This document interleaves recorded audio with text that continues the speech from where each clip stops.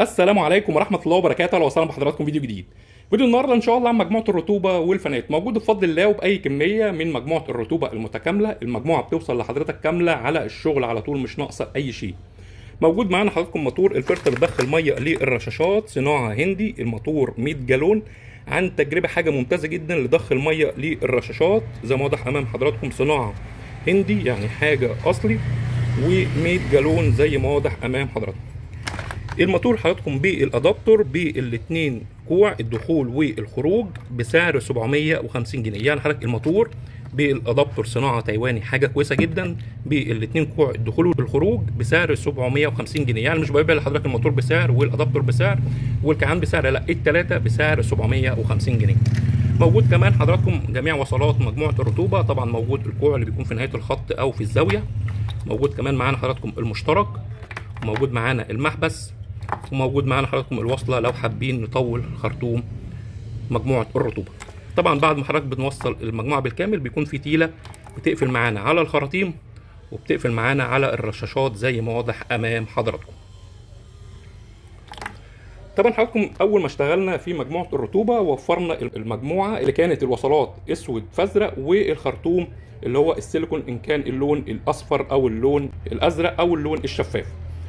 طبعا حضراتكم المجموعه دي كانت ممتازه جدا، لكن سعرها مرتفع بالنسبه مقارنه بالمجموعه اللي احنا شغالين بالوقت الحالي. المجموعه حضراتكم اللي احنا شغالين بيها بالوقت الحالي هي مجموعه موجوده عند محلات بتاعه الفلاتر. عن تجربه مفيش فرق ما بينهم، الاثنين بيقضوا نفس الغرض وهي رفع الرطوبه. طب اللي حضرتك تركز عليه بس اللي هو يكون حاجه كويسه، والفرق ما بين المجموعه دي والمجموعه الثانيه هو حضرتك تركز في الموتور يكون صناعه هندي والرشاشات. لكن بقيه الوصلات بالكامل ما بين حضراتكم اللي هي شغالين بقى في الوقت الحالي اللي هي بتاعه الفلاتر او المجموعه السابقه اللي هي كانت الخرطوم السيليكون او المشتركات او الوصلات اللي هي اسود فازرق، مفيش فرق ما بينهم تماما. بالمناسبه حضراتكم جميع الحاجات دي هتلاقيها موجوده عند محل فلاتر اللي هي الفلاتر المنزليه. اللي مش هتلاقيه بس موجود عند محل الفلاتر هو الرشاشات.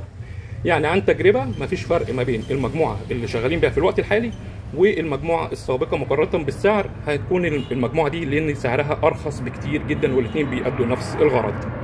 هنروح كمان حضراتكم موجود معانا الرشاش اللي استانلس فتحه 200 ميكرو، عن تجربه حاجه ممتازه جدا، شغاله معانا بخار ضباب، مش بيغرق الدنيا ميه تماما.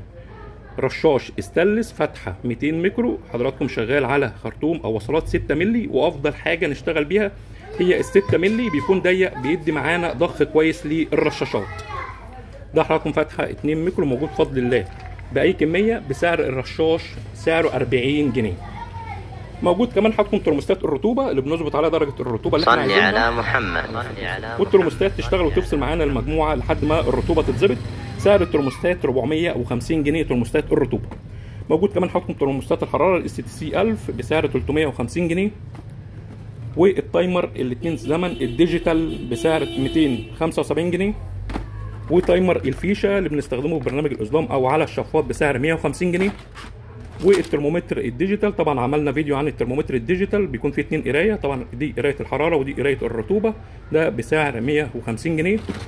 ومفتاح السرعات ال1000 واط ضمان مدى الحياه بسعر 250 جنيه. ومفتاح السرعات ال4000 بسعر 250 جنيه. وموجود كمان حضراتكم جميع مقاسات الفانات. طبعا تنويه مقاسات الفانات او الفانات حضراتكم بتشتغل لتربيه في البطاريات، تربيه ارضي، مش بنستخدم الفانات لان بنستخدمها تربيه في البطاريات عشان تمنع معانا تفاوت درجات الحراره ما بين الادوار، والفانات تشتغل يحصل تجانس في درجات الحراره فكون درجات الحراره ما بين الادوار واحده. موجود معانا حضراتكم فانه 12 في 12 بسعر 150، فانه 15 في 17 بسعر 300 جنيه، والفانه الكبيره حضراتكم ال 20 في 20 بسعر 500 جنيه. الفانه بتكون 65 واط زي ما واضح امام حضراتكم. بيكون طبعا الفريم بتاع الفانه بيكون معدن والريشه بتكون بلاستيك. فانه 20 في 20 بسعر 500 جنيه. موجود بفضل الله مجموعه الرطوبه المتكامله وباي كميه ان شاء الله. وشرحت لحضراتكم بالفرق ما بين المجموعه الحاليه والمجموعه السابقه، مفيش فرق تماما. المجموعه الحاليه هي بسعرها يتفوق على المجموعه السابقه. موجود حضراتكم ان شاء الله ويكون بسعر مناسب لاي كميه. عنوان المؤسسه في عزبه العجانه مدينه نصر القاهره، ويوجد شحن لجميع المحافظات. شكرا والسلام عليكم ورحمه الله وبركاته.